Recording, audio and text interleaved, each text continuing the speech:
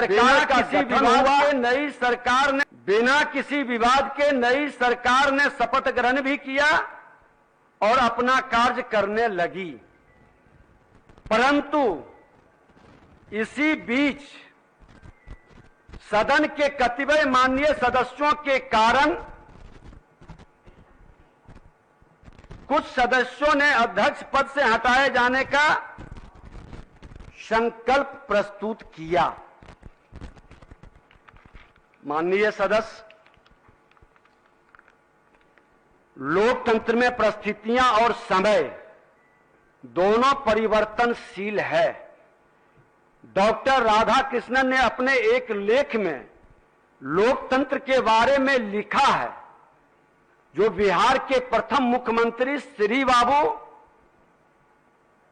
और इस आसन पर बैठे हुए उस समय के अध्यक्ष हमारे परम श्रद्धेय बिंदेश्वरी वर्मा जी थे। उस समय भी इस तरह का अविश्वास प्रस्ताव आया था और उस समय ये कोट किया गया था कि लोकतंत्र की व्यवस्था के अनुसार राज व्यवस्था में बहुमत या अल्पमत की निहित अधिकार का रक्षण नहीं होकर सभी के अधिकारों का संरक्षण होता है। लोकतंत्रीय व्यवस्था में यदि किसी भी अल्पमत को हतोत्साहित या चुप करने का बलात् प्रयत्न दिखलाई दिया तो यह अनाचारी व्यवस्था बन जाती है। और हमेशा यह ध्यान रहे कि अनाचारी व्यवस्था शासन तंत्र को अत्याचार, व्यभिचार और भ्रष्टाचार के पथ पर अग्रसर करता है, जिसका परिणाम हम आप सभी देखे हैं, गवाह हैं। हम सभी माननीय सदस्यों से आग्रह करेंगे कि आपकी भावनाओं के अनुरूप आसन की मर्यादा का ध्यान रखकर हम अवश्य निर्णय लेते, लेकिन मुझे अफसोस है कि ऐसा करने का मुझे अवसर ही नहीं दिया गया। सरकार का 9 अगस्त को इस्तीफा देना और 10 अगस्त को नई सरकार का प्रस्ताव देना, लोकतंत्र में बहुमत के हिसाब से ये परंपरा, नैतिकता पर हम चर्चा नहीं करेंगे। लोकतंत्र की खूबसूरती कहें या लोकतंत्र की बदसूरती कहें, ये जनता के ऊपर छोड़ते हैं, या लोकतंत्र का तकाजा है। नई सरकार के गठनोपरांत मैं स्वतः अपने पद का परित्याग कर देता, लेकिन इसी बीच प्रेस, मीडिया और अखबारों से मालूम हुआ कि 9 अगस्त को लोगों ने मेरे खिलाफ सचिव को अविश्वास प्रस्ताव की सूचना भेजी है। उस दिन सार्वजनिक अवकाश था। पुनः 10 अगस्त को सरकार गठन के पूर्व ही लोगों ने अविश्वास प्रस्ताव सचिवीय कार्यालय में जाकर दिया। इस परिस्थिति में उनके अविश्वास के आरोप का सही जवाब देना हमारी नैतिक जिम्मेवारी बन गई, क्योंकि यदि हम इस्तीफा दे देते तो उनके आरोप का जवाब उन्हें नहीं मिल पाता। माननीय सदस्यगण, आप सभी बिहार में लोकतंत्र के इस सबसे बड़े मंदिर के पुजारी हैं। मैं आप सभी को यह बताना चाहूंगा कि आपने जो अविश्वास प्रस्ताव लाया है वह अस्पष्ट है। 9 माननीय सदस्यों का पत्र मिला, जिसमें से 8 लोगों का प्रस्ताव नियमानुकूल प्रतीत नहीं होता है।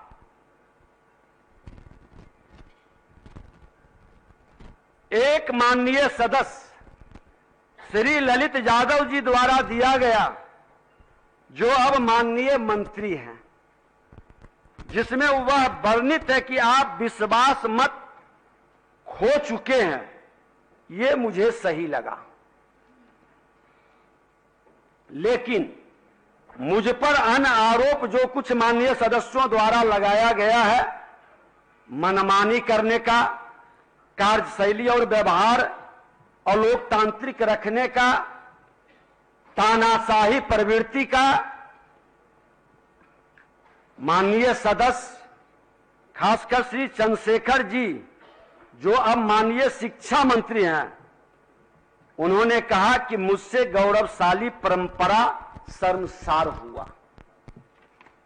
माननीय सदस्यगण, 20 माह के बहुत छोटे से कार्यकाल में मैं सदन में 100% प्रश्नों के उत्तर का आना, कुछ एक दिन छोड़कर लगभग 100% सदन का चलना, पक्ष और प्रतिपक्ष में भेद नहीं करना, दोनों पक्षों से सदन में चलाने में सकारात्मक सहयोग मिलना, मैं आभारी हूं कि दोनों पक्ष के सदस्य ने मुझे सहयोग किया है। माननीय सदस्यों के पूरक प्रश्नों का अवसर ज्यादा से ज्यादा देना, माननीय हमारे संसदीय कार्य मंत्री जी शिक्षा मंत्री भी थे, इनके एक प्रश्न पर 16 पूरक हुआ था। हमको लगता है इस विधानसभा की भी एक नई खूबसूरती थी। शून्यकाल की संख्या बढ़ाकर लेना, सदन को डिजिटल प्लेटफॉर्म से जोड़ना, सदन की कार्यवाही को यूट्यूब लाइव करना, इसे सुदूर गांवों तक पहुंचाना, माननीय सदस्यों उनके पीए को डिजिटल वातावरण से जोड़कर उसका लाभ पहुंचाने का कार्य करना, माननीय सदस्यों के मान सम्मान के लिए अभ्यावेदन प्रोटोकॉल समिति का गठन करना, विभागों के द्वारा गलत उत्तर आने पर संबंधित विभागों से स्पष्टीकरण लेना, क्या ये तानाशाही प्रवृत्ति है? क्या यह अलोकतांत्रिक क्रिया थी? क्या यह सदन की मर्यादा और गरिमा को तार तार करना था? क्या यह अध्यक्ष की हैसियत से अलोकतांत्रिक और स्थापित परंपराओं के विरुद्ध था? विधानसभा भवन शताब्दी वर्ष समारोह में माननीय मुख्यमंत्री जी के सहयोग से शुभारंभ हुआ। माननीय राष्ट्रपति महोदय का सामाजिक नैतिक संकल्प अभियान का शुरुआत हुआ। माननीय मुख्यमंत्री जी ने भी समाज सुधार के रूप में उसको लेकर चले। सामाजिक नैतिक संकल्प अभियान को लेकर मैंने भी हर जिला के अंदर ये पूरा वातावरण बनाया। माननीय प्रधानमंत्री जी की प्रेरणा से उन्होंने प्रेरित किया, उत्साहित किया। विधानसभा परिसर में शताब्दी स्मृति स्तंभ की आधारशिला रखना, बोधि वृक्ष के शिशु पौधे का रोपण, 17वीं विधानसभा के माननीय सदस्यों का लोकसभा के माननीय अध्यक्ष श्री ओम बिरला जी का मार्गदर्शन मिलना, देश के आजादी के बाद पहली बार देश के माननीय प्रधानमंत्री श्री नरेंद्र मोदी जी का विधानसभा परिसर में आना और लोकसभा का इसके सेंट्रल हॉल में लगे बिहार के प्रतीक चिन्ह को दर्शाते हुए ऐतिहासिक शताब्दी स्मृति स्तंभ का लोकार्पण करना, बिहार विधानसभा के 100 वर्षों के सफरनामा से संबंधित विधानसभा संग्रहालय का शिलान्यास, विधानसभा के अतिथियों के लिए अत्याधुनिक गेस्ट हाउस का शिलान्यास प्रधानमंत्री जी के कर कमलों से कराना, शताब्दी औषधीय उद्यान में उनके कर कमलों से कल्पतरु पौधों का रोपण कर एक सकारात्मक ऊर्जा संचार के लिए रचनात्मक वातावरण बनाना, इन सब कार्यों से सदन की गरिमा और विधायिका इन सब कार्यों से बढ़ी है या घटी है, निर्णय सदन के सदस्यों को करना है। मैं इन सब कार्यों की मूल्यांकन की जिम्मेदारी बिहार की जनता पर भी छोड़ता हूं। इस सदन में संविधान के ज्ञान हमारे अभिभावकों से मिलता है। इस ज्ञान संविधान के ज्ञाता व्यवहार की बिहार नहीं पूरे देश ने देखा और इतिहास इसका समालोचक है। इसका भी निर्णय लोकतंत्र में मालिक जनता है, अंतिम निर्णय उसी का होता है। माननीय मुख्यमंत्री जी आसन के प्रति जो आपका सम्मान था आपके द्वारा जो सहयोग मिला उसको कहने की जरूरत नहीं, क्योंकि आप ही का नहीं, नेता प्रतिपक्ष के नाते जो आज उप मुख्यमंत्री हैं, सभी सदस्यों का सदन और बिहार की जनता लाइव होता था, देखता था। उत्कृष्ट विधायक और उत्कृष्ट विधानसभा पर जब हमने बहस कराने का प्रस्ताव रखा, मेरे मन के अंदर यह इच्छा थी कि बिहार विधानसभा भवन के शताब्दी वर्ष हम मना रहे हैं, 100 वर्ष के गवाह नहीं भागीदार बन रहे हैं, तो हमारा विधानसभा उत्कृष्ट विधानसभा के रूप में और हमारे विधायक उत्कृष्ट बने। आप सबों ने उसमें भागीदारी किया। हमने लोभ और भय से मुक्त होकर इस आसन की मर्यादा और गरिमा के अनुरूप सभी को सम्मान दिया। अपने दायित्वों का निष्पक्ष निर्वहन कर सदन की प्रतिष्ठा बढ़ाने में कोई कोर कसर नहीं छोड़ी। विधायिका की गरिमा बढ़े, उसका सम्मान बढ़े, प्रशासनिक अराजकता पर अंकुश लगे, सरकार की नीति घोषणा कार्यक्रमों और खासकर भ्रष्टाचार के खिलाफ जीरो टॉलरेंस की नीति, न्याय के साथ विकास, न बचाते हैं न फंसाते हैं के सिद्धांतों को इस सदन के माध्यम से भी लागू करने का ईमानदारी से हमने प्रयास किया। इसमें कुछ लोगों की परेशानी बढ़ी जिसकी चिंता हमने कभी नहीं की। मैं सदन को यह अवगत कराना चाहता हूं कि आज मेरे ऊपर कोई भी मुकदमा या आपराधिक मामला नहीं है, और कई ऐसे माननीय सदस्य बैठे हैं जो इसी तरह के स्वच्छ छवि के हैं, लेकिन उनकी छवि को बचाने की जिम्मेवारी हम सबों की है। हर अच्छे लोगों को संरक्षित और सुरक्षित रखने का ये सदन ही नहीं, तमाम अच्छे लोग हर दल के अंदर, हर समाज के अंदर होते हैं, क्योंकि बिहार की जो विरासत थी, जो हमारा सांस्कृतिक विरासत हो, बौद्धिक विरासत हो, उत्कृष्ट पर था। पूरा देश ही नहीं दुनिया इससे सबक लेता था। वह विरासत ठहर गई, वह विरासत रुक गई। हम सब की जिम्मेवारी है ठहरी हुई विरासत को बढ़ाने का। लेकिन दुर्भाग्य से जो आरोपित और कलंकित हैं, वह स्वच्छ छवि को भी कलंकित करने का प्रयास करते हैं। उनके नजरिए में स्वभावतः शामिल रहता है। आज डिजिटल युग है, बदलते समय में लोग उसके बारे में आसानी से जान लेते हैं। छोटे हृदय से हम बड़ा सपना नहीं देख सकते, और विकारों से मुक्त हुए सामाजिक सद्भाव और भ्रष्टाचार मुक्त विकास कभी नहीं हो सकता। हमारी कथनी करनी में जब तक अंतर रहेगा, तब तक लोगों का विश्वास जो जनता का हम लेकर आते हैं, उनकी श्रद्धा के पात्र हम नहीं बन सकते। माननीय सदस्यगण, इसके लिए हमको सजग रहना है। माननीय सदस्यगण, इस भवन के और विधानसभा के 100 साल पूरे हो चुके हैं। अब तक जितने लोग इस मंदिर के पुजारी बनकर आए और विदा हो गए, लोग आए गए, यह सिलसिला समय के साथ जारी है, आगे भी जारी रहेगा।